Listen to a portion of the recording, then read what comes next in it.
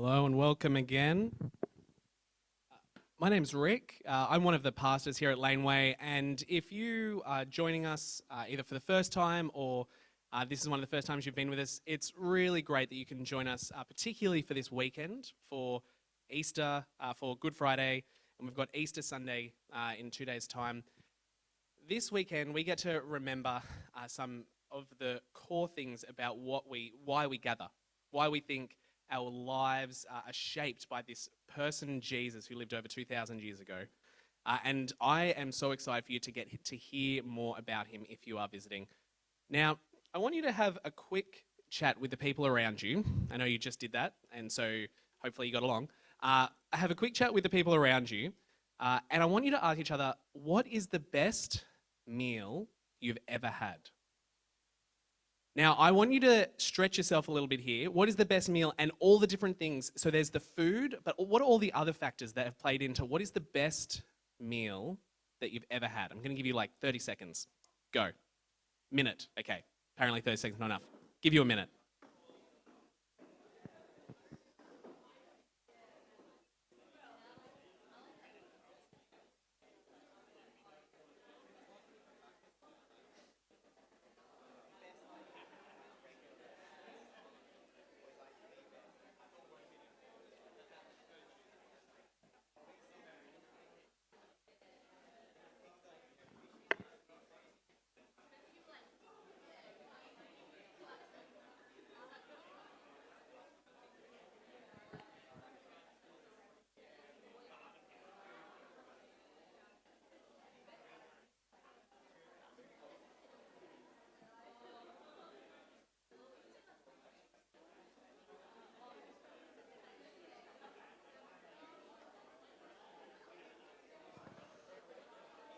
Okay, I'll give you 10 more seconds.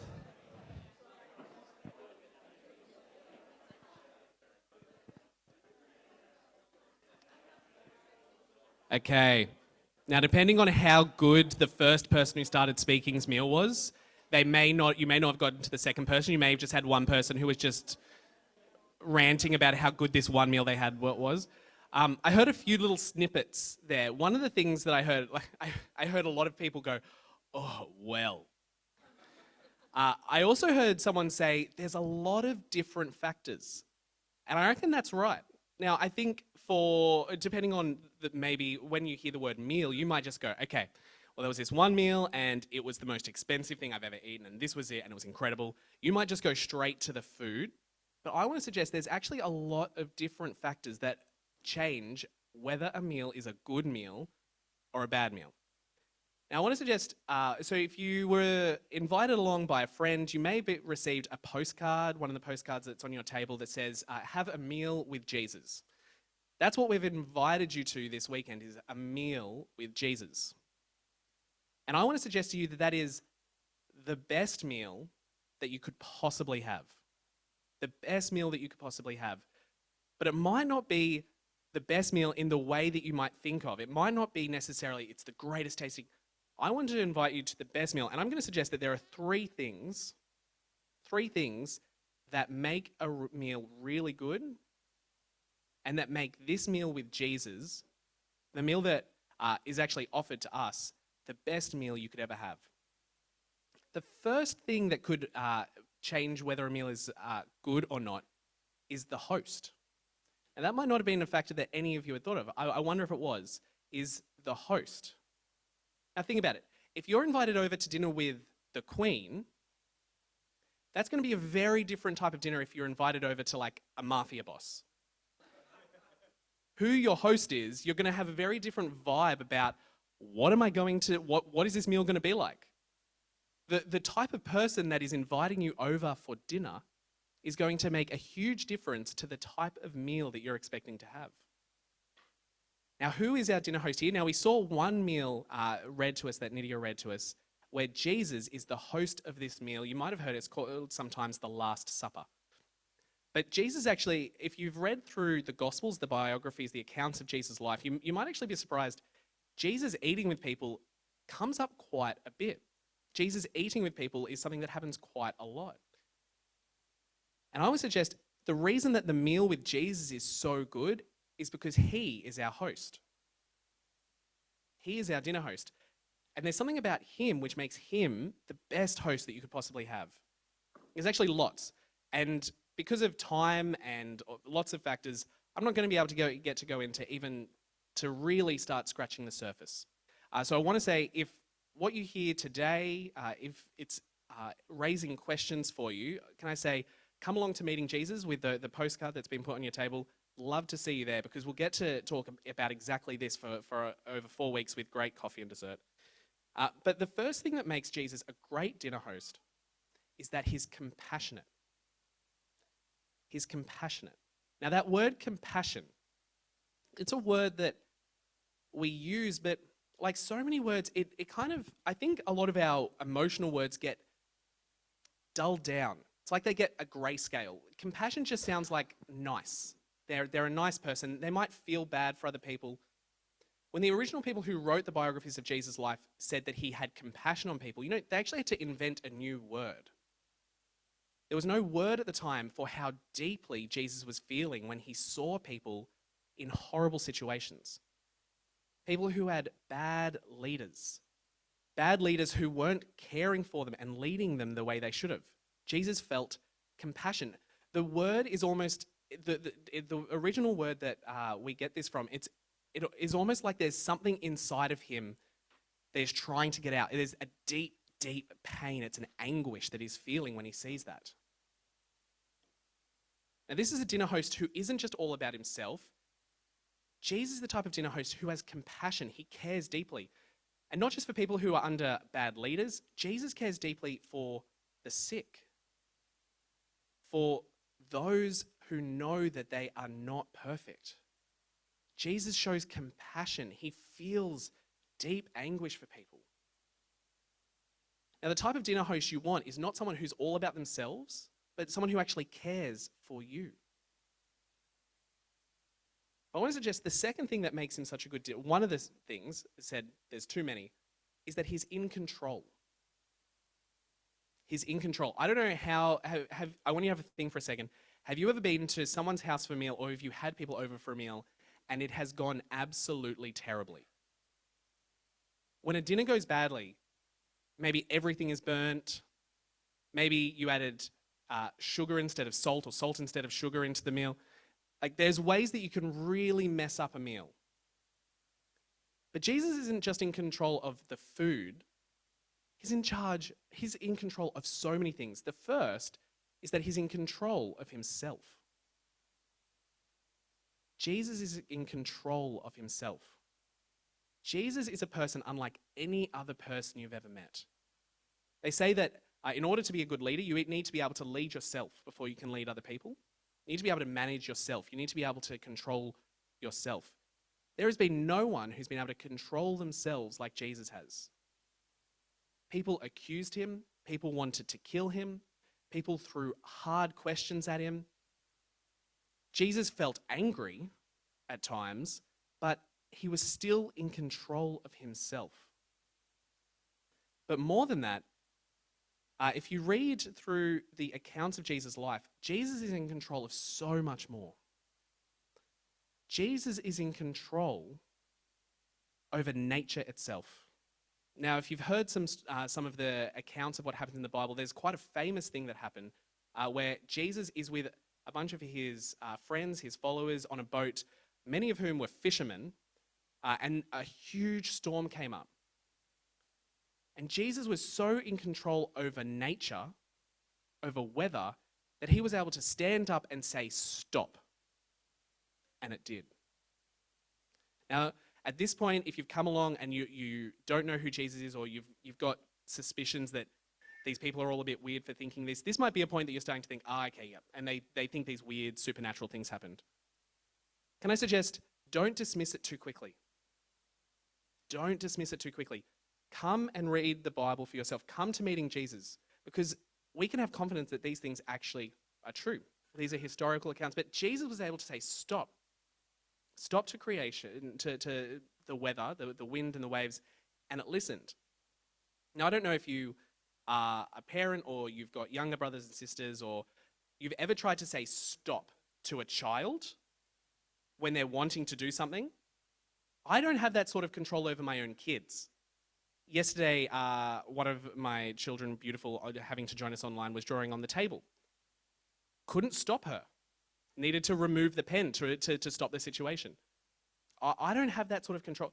Jesus was able to, when a huge storm is coming, he can say stop and it does. He is in control. But more than that, he's in control over sickness. This is a powerful person that we're talking about here. Jesus didn't just feel compassion for people. He didn't just see people who were sick, who were hurting, and then just have to walk away.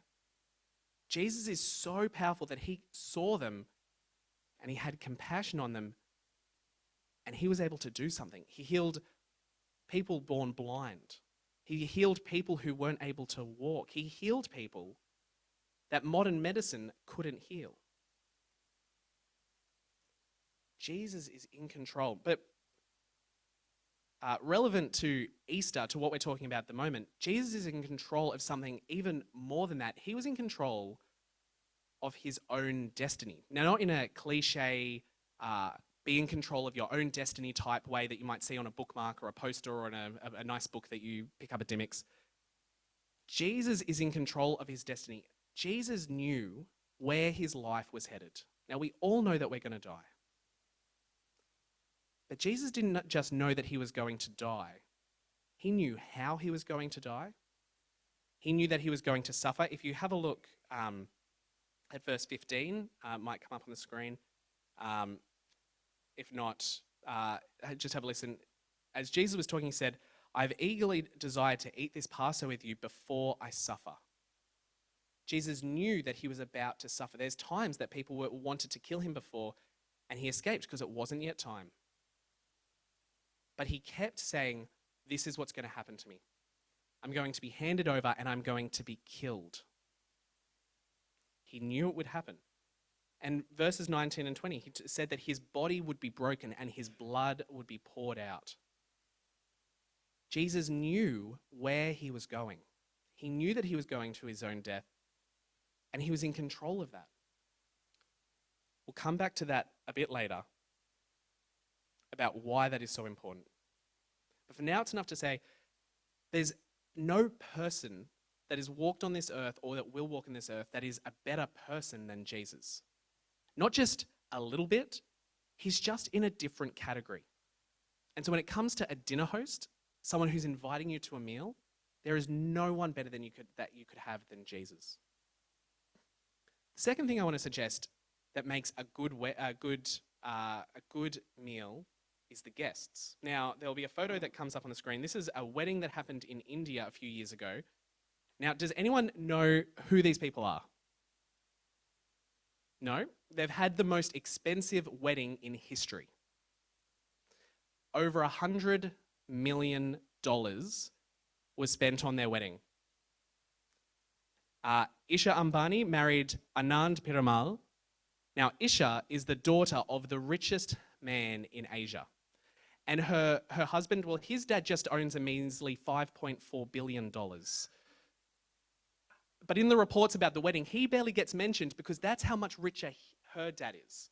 Her dad is so much richer that they barely even mention how rich his dad is. And so their wedding was over $100 million was spent on that wedding. Now, can you imagine the type of guests that might be invited to a wedding that is spending over $100 million? People like Hillary Clinton were invited, Sachin Tendulkar. There's a whole swathe of Bollywood A-listers that, if you don't know Bollywood, people like Deepika Padukone and people that you may not have heard of, but in India are a really big deal. And there's just a little person who you might have heard of called Beyonce was invited. Now, if you're a Beyonce fan and you live in India, you feel quite gypped because apparently Beyonce has never performed in India. She doesn't refuse, but she just has never done a concert there, except at this wedding. Now, can you imagine saying there's like a sixth of the world's population in India? She's never gone to perform there, but they paid her enough to come to perform for one night. Now, if you got an invite to that wedding, I'm guessing most people would want to go. Even if you don't care about half the people there, there's enough. That's not even to talk about the food. But it was the guests. It was the guests that made this such an incredible event. Everyone was just talking about how incredible these people were. Every time you hear of a wedding, an A-lister wedding, it's like, oh, and these people were there and these people were there. Why? Because the guests are part of the meal. And when people are trying to invite those people, if they can get them to their wedding, it shows this is what type of caliber person I am. I can get Beyonce to perform at my wedding. How good am I? It's an elevating. They're trying to honor themselves to say, look how good I am. And everybody else that's there goes, I got to go to a wedding that Beyonce performed at. I got to go to a wedding with all these other people that you will never even meet. Now, Jesus is the greatest dinner host that there has ever been. Who are the people that he ate with? Did he go looking for the equivalent of the A-lister in 30 AD? No, as I said, there are a lot of accounts of Jesus eating with people. We see a lot of the people that Jesus chose to eat with. Jesus ate, which in good news for us, not with those people, but with people who know they're broken. People who have lives that where might have things that are deeply shameful. He ate with a man called Matthew, who ended up being one of his closest followers and friends, a tax collector. And in their day, if you're unfamiliar, tax collectors were almost uniquely hated. They were traitors and they were thieves. Jesus ate with him, the greatest dinner host ever, and he decided, I want to eat with you. Jesus ate with people that no one else would eat with. A man called Simon, who had leprosy, a skin disease that people would avoid completely. People would avoid anyone who had that, would not let them near their homes. Jesus ate with him. And beyond that, Jesus ate with very ordinary people. And so when you're invited to a meal with Jesus, in one way that should be a little bit humbling, because you're being invited to a meal for ordinary people. But you're being invited to a meal by someone who is willing to eat with people who know that they haven't got life altogether, that have things that they're deeply ashamed of. People like me, people like you. This meal is so good because we're invited by Jesus. Instead of Jesus trying to elevate himself by who he invites, which he couldn't, he comes down to us. The third thing that makes a meal with Jesus unlike any other meal is, or any meal that could make any meal good, is what the meal signifies, the significance of the meal. Now, I wanted to show you a few things. Now, this is interactive, so feel free to yell out if you know any of these things. All of these meals that get eaten are important for a particular event. So we'll get the first photo up. I'm starting you off easy. What's that? Birthday cake. Now, I have a confession to make. I don't like cake that much. I know. Wow, that's the biggest gasp. I feel like I'm on like a talk show or something, yeah. I don't like cake that much. But if you invite me to your birthday and there's birthday cake, I will eat it. Because the cake, it's actually about more than just the cake. It's about that I'm celebrating you. The birthday cake is a thing to celebrate you. It's your birthday. Now, next photo. Now, to me, that looks like a sandwich. But that's because I'm ignorant. What is this? Yep. Pardon? Vietnamese traditional food. Yeah. Now, I hope Google is not leading me astray here. There was like 40 different versions of it. This should be a sticky rice cake. Yeah, okay, good. There was like 40 different versions and I didn't know which photo to get, so I got this one, but it ended up looking like one of my toasted cheese sandwiches. Now, sticky rice cake is eaten at a particular time of year. It's eaten for Lunar New Year. Next photo. Oh, one back. Now this one might be a little bit. Does it? I know at least one person knows what. Do you know what? Does anyone know what this is? Now I'm not going to be able to say this right. It's called a colomba. It's a particular type of cake which is in the shape of a dove that's eaten in Italy at Easter. One more. Anyone know what that is? Hangi. Now, my stepmom is Samoan. Now, every single meal I've had with my Samoan family has been a big meal. Like, the first time I met them, I was 13, I flew over, I arrived at like midnight, and my grandma, now grandma, started cooking at midnight. At 3 a.m., the house had 30 people in it because they wanted to welcome me into the family. And there was a smorgasbord at 3 a.m. That is nothing compared to a hangi. If you've had one of these, this is when everyone's getting together. This is a big meal. Meals often have more significance than just the meal itself. Meals often have so much more significance than just the meal itself. Now, the meal that Nitya read out that Jesus is sharing with his friends and followers here was significant for them. It already had a really significant meaning. It's called the Passover. It's something that Jews today will still celebrate. It was celebrating that about 3,000 years ago, God rescued his people out of slavery in Egypt. It's a very significant meal. They would have a lamb, they would eat it. It was a huge time in the Jewish calendar, arguably the biggest time in the Jewish calendar. But Jesus was adding to that meaning and shifting to that meaning here when, have a look at verses 19 and 20. He said, he took the bread, he gave thanks and broke it and gave it to them saying, "This is my body, given for you. Do this in remembrance of me." And verse 20, in the same way, after the supper, he took the cup, saying, "This cup is the new covenant in my blood, which is poured out for you." They had been celebrating Passover, a thing to remind them what God had done in rescuing them from slavery. But Jesus was saying, it's actually more than that. It's more than I'm changing it now and adding to it so that it's not just something that you're going to do to remember that God rescued you out of a physical slavery. I want you to remember my death, which is about to happen. And that's what we're doing here today on Good Friday, is remembering Jesus' death, when his body was broken and his blood was poured out. It's more than just a meal. It's symbolizing when Jesus, the greatest dinner host ever, decided to invite guests, broken people with things that they carry with shame. He decided to invite us to share that with him. He decided to invite us so that by his death, it's so much more than that bread and the cup.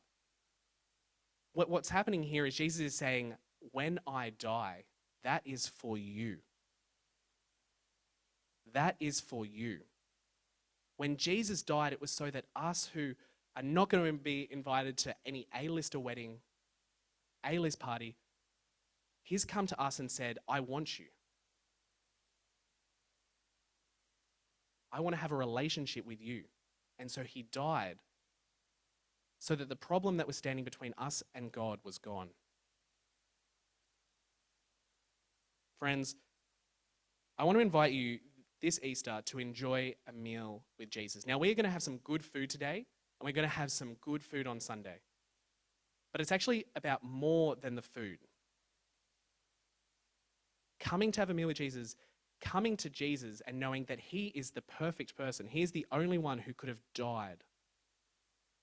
He's the one who died for you so that you could have a relationship with the God who loves you. Come to him. Those things that you're ashamed of, he knows. Those things that you're carrying, he knows. He knows more than you do.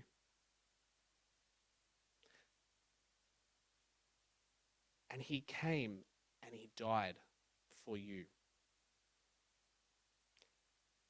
Friends, if you trust in Jesus already this morning, can I say, let's celebrate today and this weekend how great a gift Jesus has given us. Jesus has given us something that literally no one else could, a relationship with our God. That's what makes this meal better than any other. And friends, if you're joining us and you don't know Jesus, or you're still exploring these things, or you're a bit confused by it all, can I say, keep looking into who Jesus is. Come on Sunday. Come to meeting Jesus. Chat to a friend who might have brought you, or someone that you've met on your tables. Because every other meal you will eat, it'll be gone. Have you noticed that it doesn't take long for you to enjoy a good taste in your mouth before you have to wash that taste away with water? Even the best meals you have ever eaten, they're not going to satisfy. But coming to be in a relationship with Jesus, knowing Jesus who died for you, that'll satisfy us for the rest of our lives and beyond. Now, I'm going to pray, and if for you don't know Jesus but you would like to, join me in this prayer. Or if you already trust Jesus, join me in this prayer where I want to thank Jesus for what he's done and ask him to help us to trust him and to be so joyful that he's done that for us. So join me as I pray. Jesus, there is no one like you. There is no one who would welcome us in like you have. There is no one who is perfect like you, who is compassionate and in control like you. And so we thank you. And we thank you that you knew you were going to head to that cross to die so that we could have a relationship with you and with our God. Jesus, thank you. We want to trust you and what you've done on the cross. And we want to have that relationship with you. Fill us with a joy to know how good you are and to celebrate this Easter. Amen.